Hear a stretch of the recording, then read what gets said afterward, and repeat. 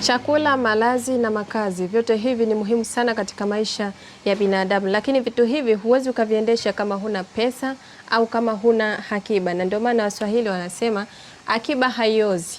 Na leo ndani ya The Heart of Zanzibar News tutajikita zaidi katika masuala ya akiba, lakini siko peke yangu, nipo na mwenzangu hapa ambaye nitamkaribisha, atajitambulisha, lakini pia atatuelezea kuhusu akiba na faida za akiba kwa ujumla. Karibu sana.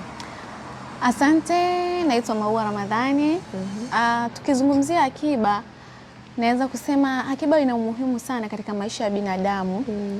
Kwanza, hutusaidia kufikia malengo. Katika maisha ya binadamu tunafahamu kwamba binadamu anaanza kuzaliwa, anakuwa, mwisho wa siku anakuwa mkubwa. Akishakuwa mkubwa huwa kuna zile basic needs, kuna chakula, kuna mavazi na kadhalika, lazima avipate ili kuendesha maisha yake, na hivi vyote hawezi kuvipata pasi ya kuwa na pesa. Na pesa kila siku haitoshi, kuna vitu muhimu, lazima uwe na nini? Na akiba. Na anaweza kufikia malengo yake kivipi? Anaweza kufikia malengo yake kutokana na kuweka akiba. Leo hii naweza kukupa mfano hai. Hakuna mfanyabiashara ambaye anatamani siku zote awe chini. Lengo la mfanyabiashara ni lazima awe juu. Na katika levels zitofautiane. Na katika kufanya biashara kuna mwaka utapata, kuna mwaka utakosa. Hiyo yote mfanyabiashara ni lazima aijue. Na katika kuendelea, huwezi endelea hivi pasi na kuwa na nini? Na akiba. Kwa hiyo mfanyabiashara siku zote lazima awe na akiba ili afikie yale malengo. Lakini umuhimu mwingine katika kuweka akiba husaidia kuongeza afya ya akili. Katika dunia hii tunaona wazazi wengi wana ndoto za kuwasomesha watoto wao shule nzuri ambazo baadaye huko zinakuja kuwasaidia watoto wao. Kwa hiyo huwezi kuwasomesha pasi ya kuwa na nini? Na pesa. Sasa inapokuja swala la pesa bila kuweka akiba, ndo watu huchanganyikiwa, wazazi huchanganyikiwa.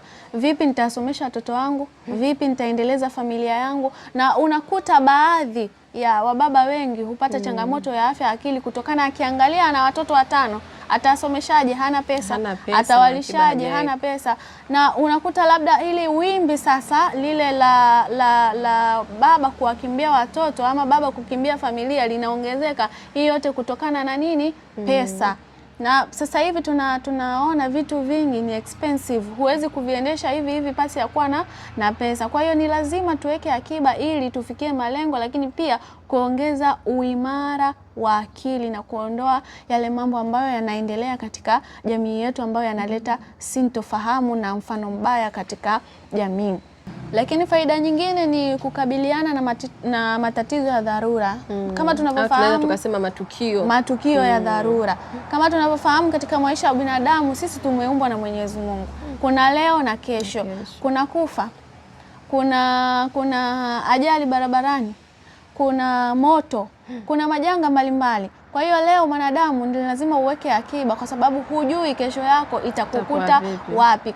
Tushashuhudia ajali mbalimbali barabarani. Sio kwamba mtu anatoka kwake anaenda kazini akakutana na ajali kwamba ile ameipanga. Hapana, hajapanga, ila ni matukio kama hayo. Sasa leo hii imetokea ajali barabarani, au leo hii imetokea mtoto wako karudishwa shuleni, utafanyaje? Huna akiba. Kwa hiyo unarudi pale. Akiba ni muhimu katika maisha ya binadamu, naweza kusema hivyo. Asante sana Maua, lakini hapo kabla hatujaendelea mimi kuuliza swali moja. Unafikiri ni njia zipi ambazo mtu atazitumia kuweka akiba? Njia zipo tofauti na zipo tu nzuri, ni kutokana tu na wewe sasa utachagua ipi. Kuna benki tofauti nchini mwetu. Yani benki zimejaa tele, tena zenye masharti nafuu, hazina hata riba, nyingine hazina hata yale mambo ya sintofahamu. Lakini pia kuna njia nyingine ambazo mpaka sasa hivi watu wanatumia. Kuna ile njia ya asili wanasema kuweka kibubu. Hiyo sio njia mbaya. Hiyo sio njia mbaya ukiwa tu unania kwamba kibubu changu hichi nitakivunja katika mwezi fulani au mwaka fulani, kwa sababu ile njia ya kibubu watu wengi huishindwa kutokana na zile ahadi wanakuwa hawazitimizi. Kwa hiyo njia zipo nyingi. Kuna benki, kuna vibubu na njia kadhalika. Haya jamani, tukabiliane na matukio ya dharura, tuboreshe afya zetu za akili, lakini pia tuweze kufikia malengo yetu. Ameyasema Maua ni mambo ambayo ni faida za kuweka akiba, lakini pia tuna njia za kuweka akiba kama alivyosema. Kuna vibubu, kuna mabenki. Kama unajua akiba yangu ni shilingi 200 kila siku, tafuta kibubu chako, dumbukiza 200 yako kila siku. Kama unajua akiba yangu ni 5,000, 10,000, laki, benki zimejaa tele, kuna benki kibao duniani. Lakini pia unaweza ukaitafutia tu sehemu yako ambayo unaweza ukaficha kwamba hiki kishilingi changu kikificha hapa. Hiyo pia ni sehemu ya kuweka akiba. Lakini pia na cha kuongezea kwamba kuna ile tunaweza kusema ni ufinyu wa akili wa fikra. Wanasema sasa mimi mpaka nitoke ndo nipate hela nije nigawe katika familia, nitaekaje akiba? Hapana, hiko ni kitu ambacho watu wanakosea. Mtu yoyote ambaye anaingiza pesa kwa siku ni lazima aweke akiba, na anao uwezo wa kuweka akiba. Hata kama 2,000 unaingiza kwa siku, una uwezo huo wa kuweka akiba. Unachukua 2,000 unagawa pasenti, hii nitaiweka akiba, hii ya chakula, hii nitaitumia hivi. Inawezekana ukiwa tu na uthubutu pamoja na nia. Sawa.